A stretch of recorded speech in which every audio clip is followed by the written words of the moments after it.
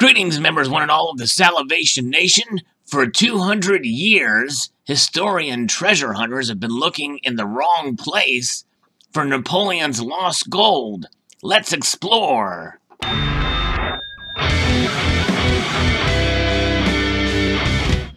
This article is from the Daily Mail, and it was sent to me by one something golden, and it is quite interesting to see and where the how the mystery and how science and historians and anthropologists have been looking for all this time for the lost gold from Napoleon.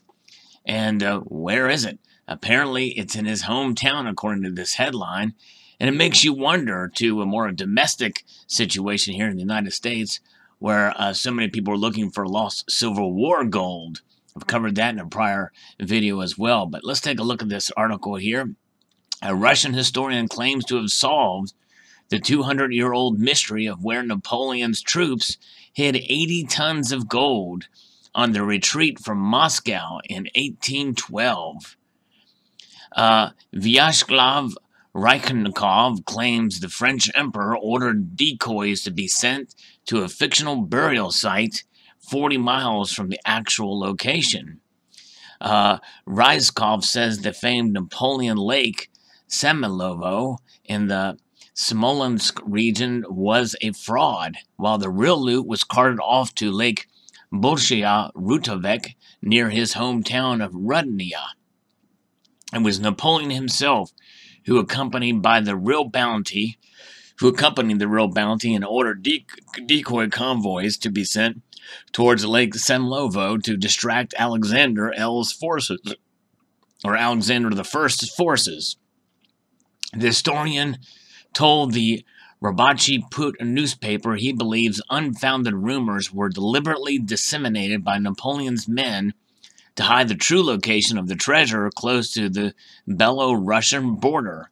The French emperor had the treasure brought close to the historian's hometown in Rudnia, where it was thrown into Lake Bolshaya Rutovek, the Russian paper reports.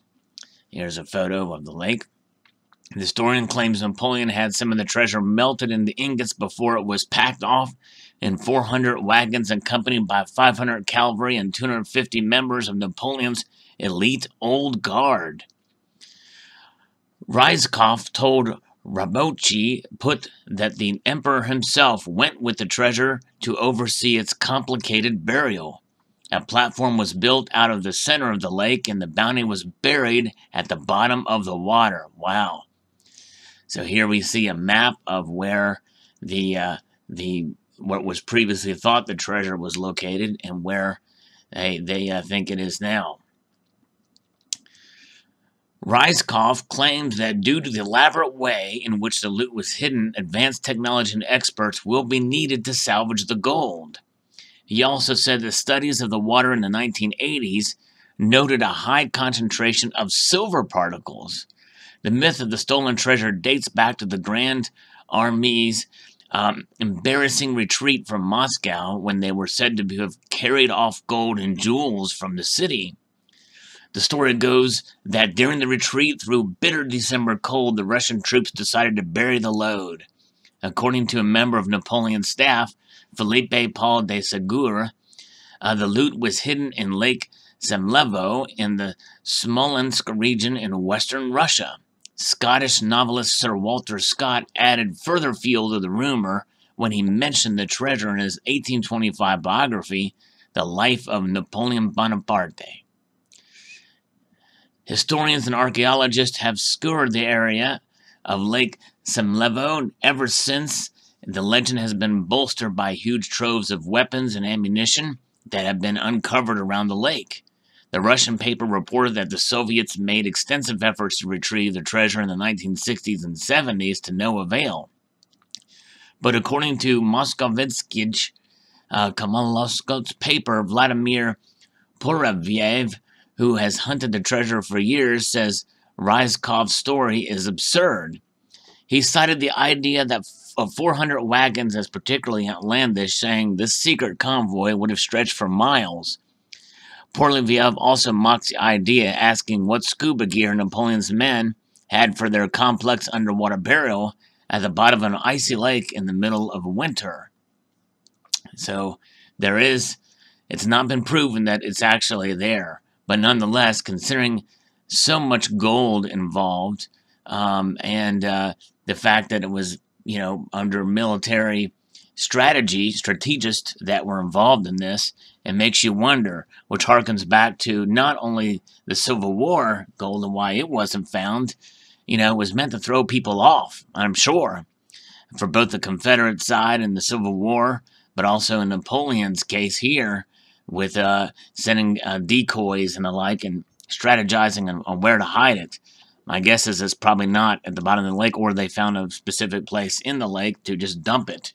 A complicated burial in a lake, the easiest part's the actual dumping. It's actually getting out to the middle of the lake in winter, probably, and that's my guess is probably what happened. So it could be there. I don't know how really deep it is, but it'd be interesting to see if there's any substantiation to this rumor that it is there in that lake, or to where the science is leading them now.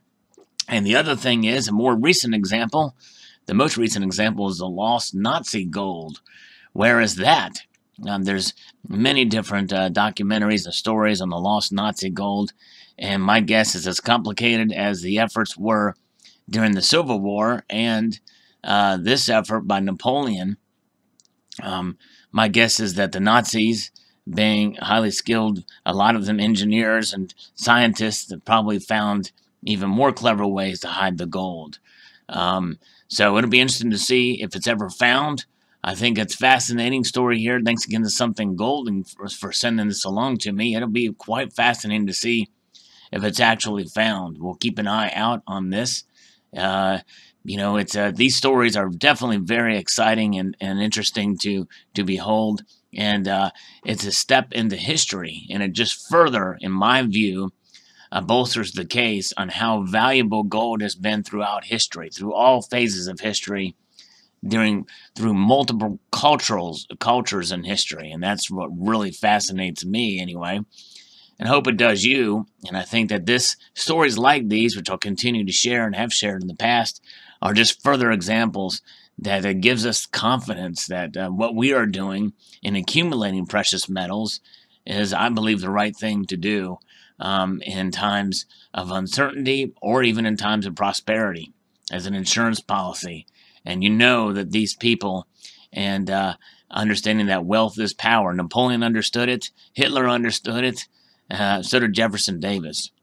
So post your thoughts below. I would like to extend a multitude of gratitude to you all for watching, and encourage you to please rate, comment, and subscribe.